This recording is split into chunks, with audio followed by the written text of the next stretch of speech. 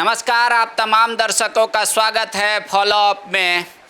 राज्य के मुख्यमंत्री हेमंत सोरेन ने अधिकारियों को दिशा निर्देश दिया था कि जल स्रोतों के किनारे या जल स्रोतों पर हुए अतिक्रमण को जल्द से जल्द मुक्त किया जाए। अधिकारियों ने भी देखा कि जब राज्य के मुख्यमंत्री स्वयं इतने चिंतित हैं तो वो भी रेस हो गए। रांची समेत राज्य के कई जिलों में अधिकारी लोगों के घर जा रहे हैं, उनको नोटिस थमा रहे हैं, कह रहे हैं कि नक्शा लाइए या फिर हम बिल्डिंग तोड़ देंगे। क्या वाकई में ये कार्रवाई सिर्फ उचित है? इसमें कोई अन्यथा यद्यपि चूंकि लेकिन परंतु यद्यपि नहीं है, या फिर आपको लगता है हर कुछ कानूनी के तौर से हो रहा है, या फिर इसमें सचमुच किसी की हक मारी हो रही है? इसी मुद्दे पर बात करेंगे। हमारे साथ जितेंद्र जी हैं। जितेंद्र जी, एक तो सरकार का फैसला कि भाई पर्यावरण की दृष्टि से या और भी कई कारण से जल स्रोतों को अतिक्रमण मुक्त किया जाए, ये बेहतर है, पर क्या वाकई में जिनका घर उस रास्ते में है या जिनको अतिक्रमणकारी प्रशासन मान रहा है, क्या वाकई में वो पूर्ण रूपेण से सिर्फ वही कसूरवार हैं? देखिए, दो तीन चीज़ पहले इस पर ध्यान देना बहुत आवश्यक है। जो मुख्यमंत्री का जो यह आदेश है कि वह राजधानी रांची के पर्यावरण के दृष्टिकोण से या आवागमन के दृष्टिकोण से भी बहुत ही स्वागत योग्य कदम है। और मुख्यमंत्री ने यह आदेश उस बैठक में दिया है जिसमें नगर विकास के मंत्री सुदीप कुमार सोनू भी उपस्थित थे, राज्य के सर्वोच्च अधिकारी मुख्य सचिव अविनाश कुमार भी थे, विकास आयुक्त अजय कुमार सिंह भी थे, और नगर विकास एवं आवास विभाग के प्रधान सचिव जो कई वर्षों से उसी विभाग के वो सचिव भी हैं, सुनील कुमार सिंह भी उपस्थित थे। इसलिए अब जिस बैठक से यह आदेश दिया गया है उस बैठक में इससे बड़ा कोई राज्य का अधिकारी या मंत्री या मुख्यमंत्री नहीं हो सकता है। लेकिन मुख्यमंत्री का यह आदेश, पहले ही मैंने कहा कि यह स्वागत योग्य है। अतिक्रमण किसी भी तरह उसका मतलब सपोर्ट नहीं किया जा सकता है। लेकिन अब सवाल कई ऐसे खड़े हो रहे हैं जो इस अतिक्रमण हटाने के नाम पर वैसे लोग प्रभावित नहीं होने चाहिए, वैसे लोगों का मकान नहीं टूटना चाहिए जिन्होंने अपने खून पसीने की कमाई से एक अपना घर बनाया है, जिन लोगों ने रांची नगर निगम से ही नक्शा पास करा करके वहाँ पर अपना घर बनाया है। तो सवाल अब यहाँ ये है कि जिन रांची नगर निगम के अधिकारियों ने उस नदी के किनारे या जल स्रोत के पास नक्शा पास किया, वैसे अधिकारी भी दंडित होना चाहिए। जब तक ऐसे अधिकारी दंडित नहीं होंगे ये अतिक्रमण का अभियान चलेगा और फिर अतिक्रमण होगा। तो अभी कुछ दिन पहले तो ताज़ा आया था कि रिम्स के ज़मीन पर अतिक्रमण है, वहाँ फ्लैट बन गया, वहाँ घर बन गया, मकान बन गया, लोन हो गया, सब कुछ हो गया। हाई कोर्ट ने कहा तोड़ दीजिए, लेकिन दंडित अधिकारियों को भी कीजिए और उनसे पैसा वसूल करके दीजिए पीड़ितों को। तो क्या वाकई में वो काम को एक्सिक्यूट कर दिया गया? देखिए, इसी ओर हम जा रहे हैं और सरकार का ध्यान भी इसी ओर हम आकृष्ट करा रहे हैं। रिम्स के मामले में हाई कोर्ट ने कहा कि जो दोषी अधिकारी हैं, जो ज़मीन बेचने में दोषी रहे हैं, बेचवाने में दोषी रहे हैं, नक्शा पास कराने में दोषी रहे हैं, गलत वंशावली के आधार पर ज़मीन की खरीद बिक्री कराए हैं, उनको जुर्माना करते हुए जो पीड़ित है उनको उस मुआवजे की राशि का भुगतान किया जाना चाहिए। तो मेरा भी सवाल यहाँ पर यही है कि जिन लोगों ने नदी किनारे जल स्रोतों के आसपास अगर मकान बना लिया है और विधिवत उन्होंने रांची नगर निगम से ही नक्शा पास कराया है, तो रांची नगर निगम के नक्शा पास करने वाले और जिम्मेदार अधिकारी पर भी कार्रवाई होनी चाहिए। इसको भी हमारे मुख्यमंत्री को भी, मुख्य सचिव को भी और नगर विकास के सचिव को भी देखना चाहिए। ये मेरा सवाल है। और इसके साथ एक बड़ा सवाल यह भी खड़ा हो रहा है। आप भी रांची में बरसों से रह रहे हैं, मैं भी पिछले 40 वर्षों से रांची में हूँ। कोकड़ डिस्टिलरी पुल के पास एक बड़ा नाला बहता था और आपको याद होगा जो उस नाला के कारण ही, नदी नाले के किनारे ही किसी की अंत्येष्टि की जाती है, तो बिरसा मुंडा जो झारखंड के भगवान कहे जाते हैं, उनकी समाधि स्थल वहाँ पर इसीलिए बनाई गई थी जो वहाँ एक बड़ा जल स्रोत था।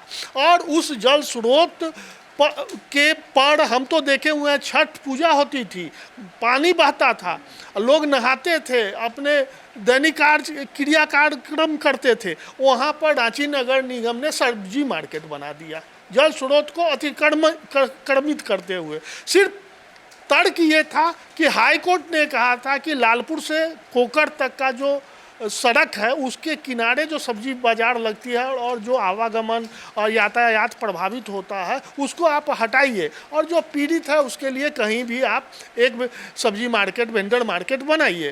तो सब्जी मार्केट और वेंडर मार्केट रांची नगर निगम ने कहाँ बना दिया? वहाँ बना दिया जहाँ बड़ा जो जल स्रोत था, वह भी उस इलाके का एक लाइफ लाइन था पानी के बहाव का।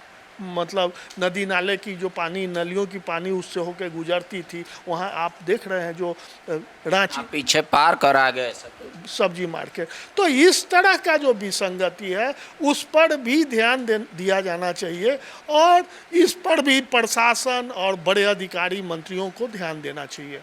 तो क्या ये मतलब सीजनल बीमारी की तरह है जो रह रह के अधिकारियों को, मंत्रियों को आता है और उस समय फिर अतिक्रमण का डंडा चलता है, फिर समान सिस्टम अपने अंदर सबको समेट लेता है, फिर पुराना ढर्रा चालू हो जाता है? बिल्कुल यही सीजनल बीमारी है।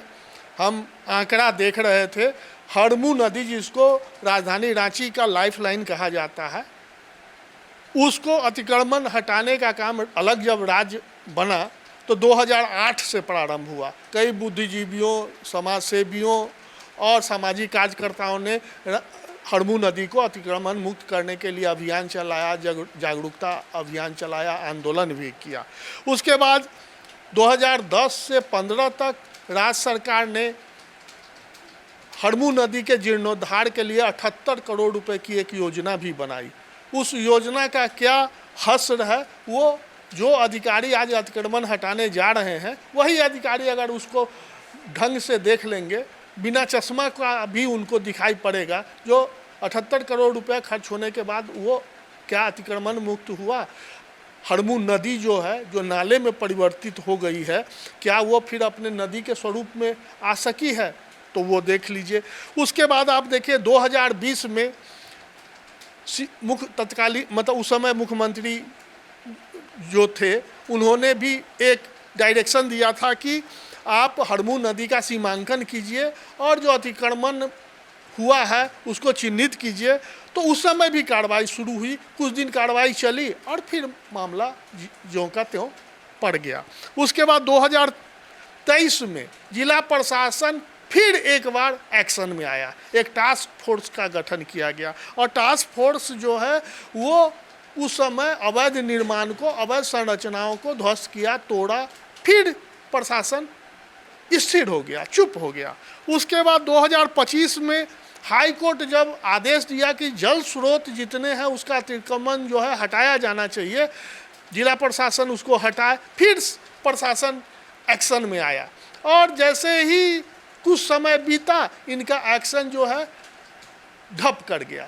तो इस तरह से अभी फिर एक बार मुख्यमंत्री दे रहे हैं आदेश, फिर प्रशासन और जिला प्रशासन और नगर निगम जो है सो एक्शन में है, और कुछ दिन तक ये चलेगा और उसके बाद में चल के फिर ये ढप कर जाएगा। देखिए इसमें दुर्भाग्य और सबसे जो दुखद पहलू है वो ये है कि जो अतिक्रमण हटाने जाते जो अधिकारी हैं वो जो मजबूत है, प्रभावी है, जो जिसमें ताकत है, वो जिसकी पहुंच है, उसका मकान कहीं ना कहीं बच जाता है, और जो गरीब गुरबा जो मतलब कमज़ोर है उसका मकान पर बुलडोजर चल जाता है। तो ये सब चीज़ें जो है यह देखना बहुत ज़रूरी है, नहीं तो इससे विषमता बढ़ेगी और भेदभावपूर्ण जो एक्शन होगा उससे रिएक्शन होगा।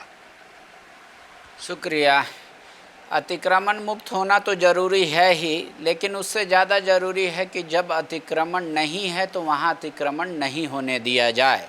सिस्टम का ये भी काम है, भेदभावपूर्ण तरीका ना अपनाया जाए और कोशिश करनी चाहिए कि तत्कालिक जो लाभ के लिए, जैसे नगर निगम की टीम ने वहाँ सब्जी मंडी बना दिया, वैसा भी निगम को भी स्वयं नहीं करना चाहिए।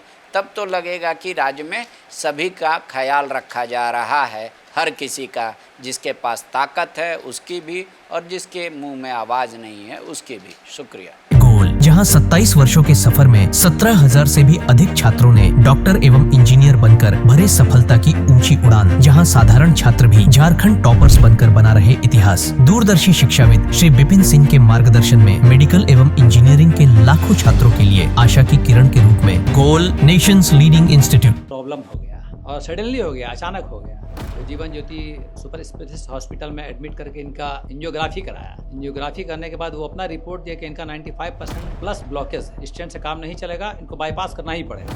कबीर हर्ब है।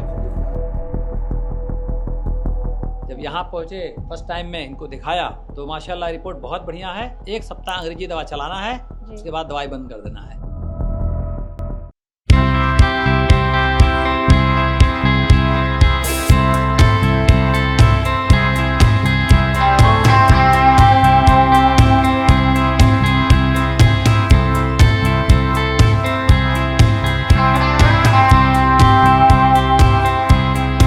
सरकारी परीक्षा की तैयारी का सबसे भरोसेमंद नाम NIBM। अच्छा कोचिंग ढूंढ रहे थे तो फिर गूगल में ही बताया कि यहाँ का रेटिंग भी बहुत अच्छा था। पुरुलिया से आए हैं यहाँ पर कोचिंग करने के लिए। NIBM के बारे में मेरे एक भैया हैं जो पिछले साल ही बैंकिंग यहीं से प्रिपरेशन किए और इस बार IBPS PO में सिलेक्शन लिए। मेरा अभी फाइनल सिलेक्शन हुआ है RRB PO में, उत्तर बिहार ग्रामीण बैंक में। मेरा फाइनल सिलेक्शन RRB PO में हुआ है। NIBM, thefollowup.in. Like, share and subscribe. www.thefollowup.in